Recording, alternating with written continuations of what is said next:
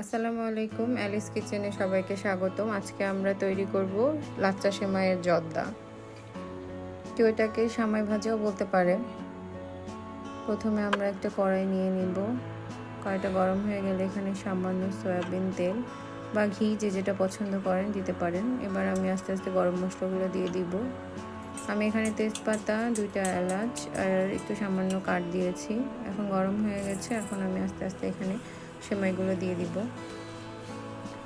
সেমাইগুলো হাত দিয়ে একটু ভেঙে ভেঙে দিলে ভালো হবে, নাড়তে চাড়তে সুবিধা হবে।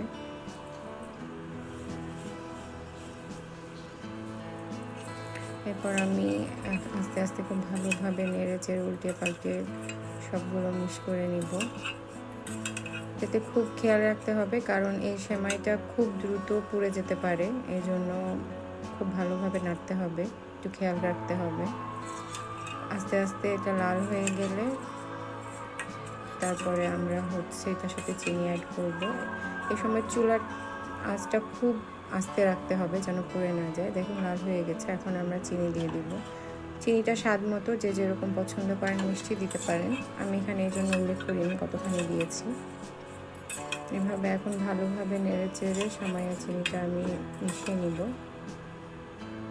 চুলার আঁচটা এখানে খুব আস্তেই রাখতে হবে। আমার সেমাইটা তৈরি হয়ে গেছে। এখন পরিবেশনের পালা। আল্লাহ হাফেজ, সবাই ভালো থাকবেন।